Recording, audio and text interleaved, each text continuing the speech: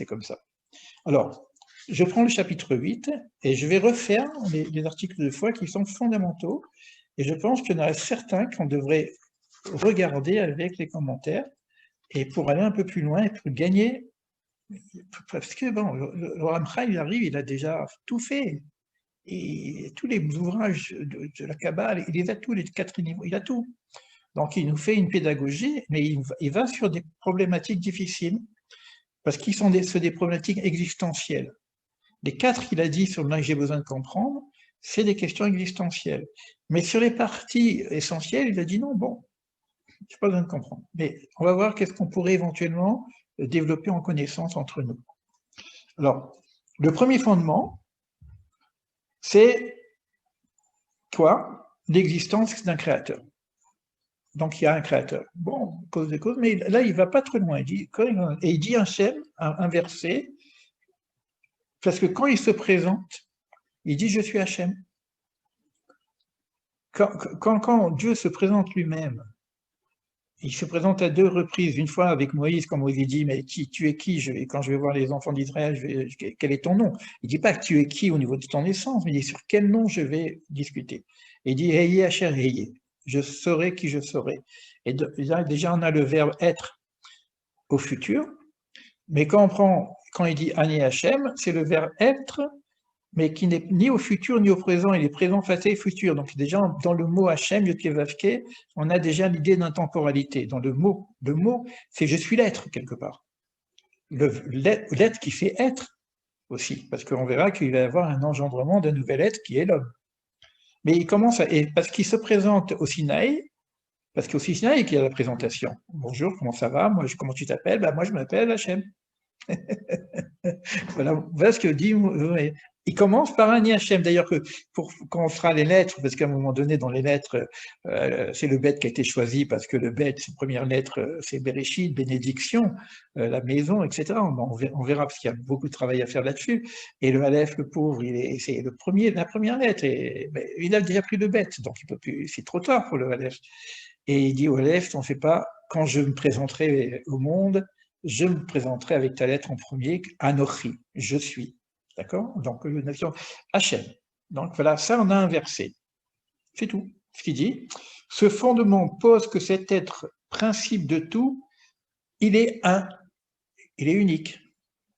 Son unité, alors écoutez maintenant quelques éléments sur l'unité, on verra qu'on va aller beaucoup, beaucoup plus loin. Son unité n'est pas comme l'unité de l'ordre. C'est pas 1, 2, 3, donc c'est le 1. Ni comme l'unité de l'espèce, ni comme l'unité de l'homme, dans la mesure. C'est pas l'idée qu'il soit seul. C'est sûr, il est seul. Mais évidemment, s'il y a un créateur, s'il y en a 2, c'est plus un créateur. Donc on va se poser la question, qui est-ce qui a créé le créateur? Donc ça s'arrête à la cause des causes.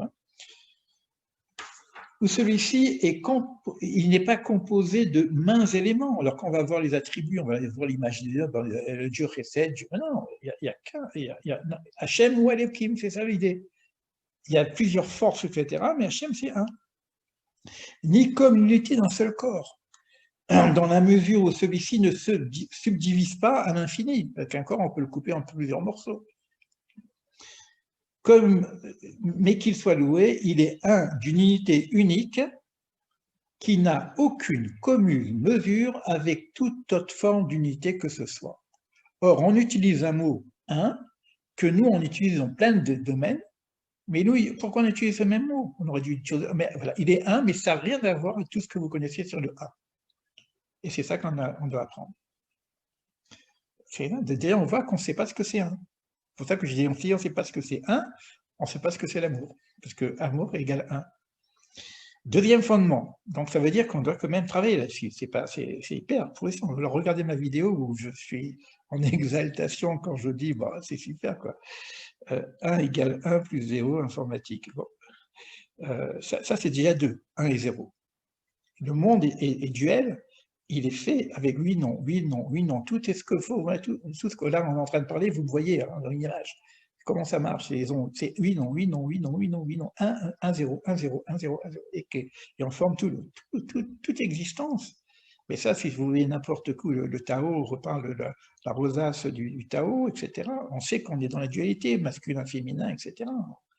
Mais là, on parle du 1. Et on ne sait pas. Mais prenez l'idée, parce que si vous savez ce que c'est 1, vous êtes obligatoirement à côté de ce qu'il est en train de dire. Puisqu'il dit que ça n'a rien à voir avec tout ce qu'on sait sur le 1. D'accord?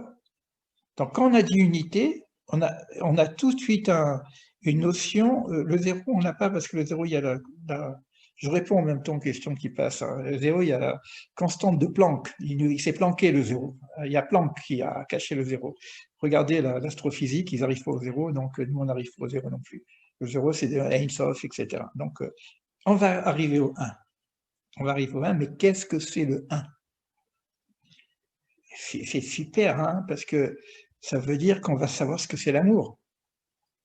Écoutez, hein, le vrai, hein, pas avec, comment dire, avec un grand A, encore le grand A du grand A.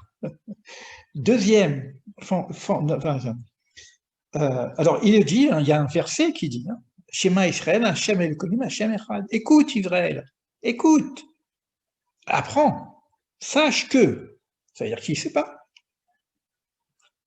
Viendra un jour, Bayomahu Hashem Echad Ushmo Echad, viendra un jour où Dieu sera un et son nom sera un. Il n'est pas un encore? Pour l'instant, il est un, lui, bien sûr, mais les gens, quand vous parlez de Dieu, regardez aujourd'hui la multiplicité des croyances qu'on a sur l'idée de Dieu. Que ça soit tout ce que vous voulez.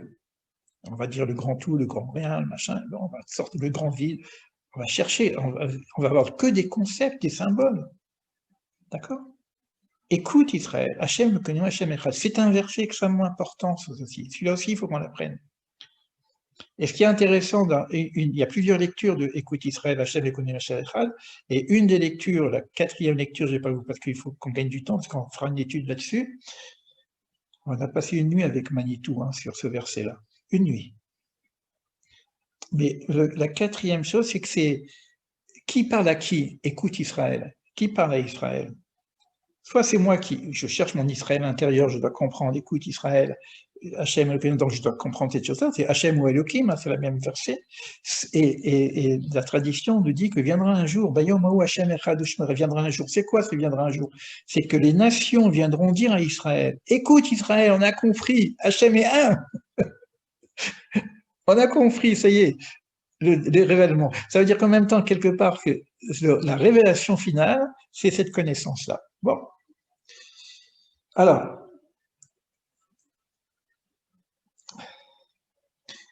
l'autre fondement, c'est que la négation de toute corporalité a son propos.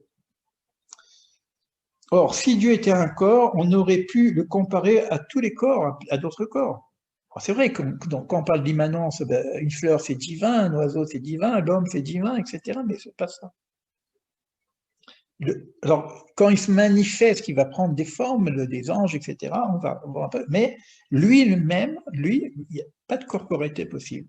On est dans l'ineffable, dans l'incorporel, etc. La Torah emprunte le langage des hommes, malheureusement, parce qu'elle parle de déplacement, du divin, elle parle du regard divin, la main divine, etc.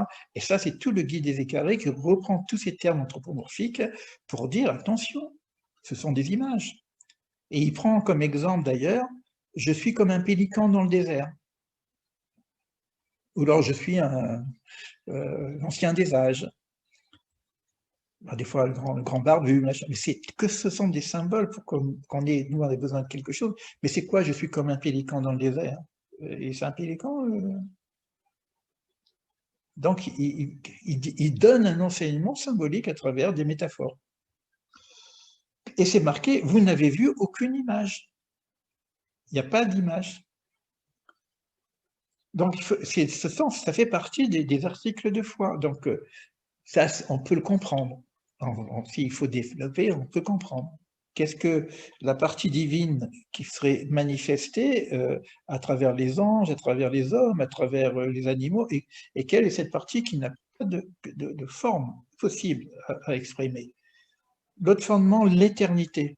C'est quoi cette idée d'éternité? Parce que quand on dit éternité, on est déjà dans l'idée du temps, alors le temps il est créé.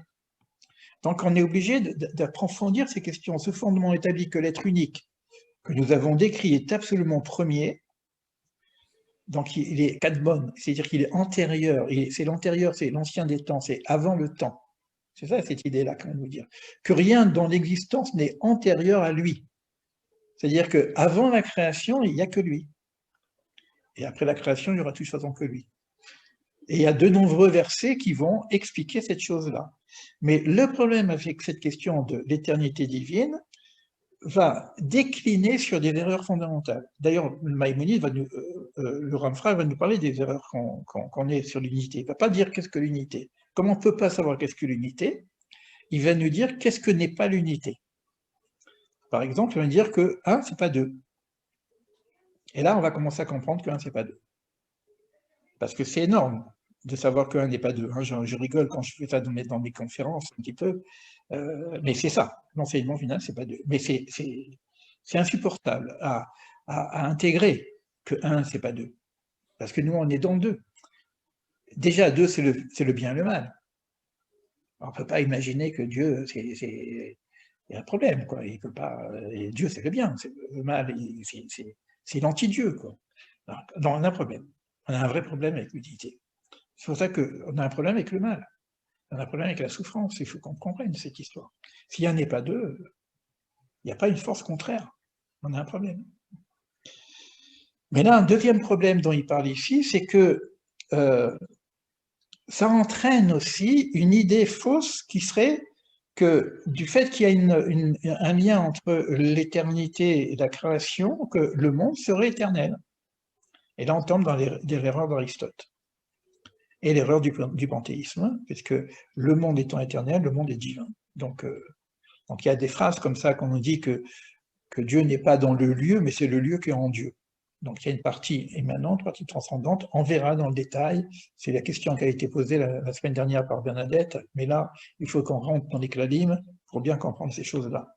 Donc on aura des supports symboliques pour pouvoir discuter, puisque là, à un moment, on élabore des idées comme ça, hein. Mais quand il dit cet élément-là, donc il dit, ça c'est expliqué dans le guide, parce qu'il est très concis. Hein. 5e fondement, il établit que lui seul soit loué et digne d'être servi, glorifié, etc. C'est-à-dire que si je veux prier, je n'ai pas besoin d'intermédiaire. Il ne faut pas prier les anges. Les anges ne sont que des intermédiaires. Il ne faut pas prier les séphirotes. Comme là, ils pensent que les séphirotes, je vais me centrer sur ça. Non, il faut enlever toutes les images. Sinon, on s'adresse à des forces intermédiaires. Et ça pose un problème, parce que des fois, on a besoin de quelqu'un qui connaît mieux. On va voir un sage, etc. Et donc, non.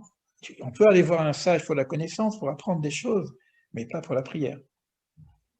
Si je dois m'adresser à Dieu, je m'adresse à Dieu, à ce que je ne sais pas. C'est-à-dire qu'il faut bien arriver à ce niveau je ne sais pas pour dire je peux prier, quoi. Parce que si je prie à quelque chose que je sais, c'est un intermédiaire, c'est une forme déjà. Donc là, il dit, il y en a qui utilisent des éléments magiques, tellurgiques, etc., pour faire descendre le divin, etc., comme si on peut manipuler le divin, quoi. Donc on a tout un enseignement ici, dans le 5e aussi, quoi. Quel est mon rapport avec le divin? 6e fondement, la prophétie. Donc je reprends ici, mais je reprends les termes tels qu'il est dit, tels que dit Maïmonide, hein, parce que pour l'instant, le Ramchal, il n'en parle pas. Vers la fin, il en parlera. Parce qu'on a besoin d'avoir tout, la structure pour comprendre vraiment qu'est-ce que la prophétie.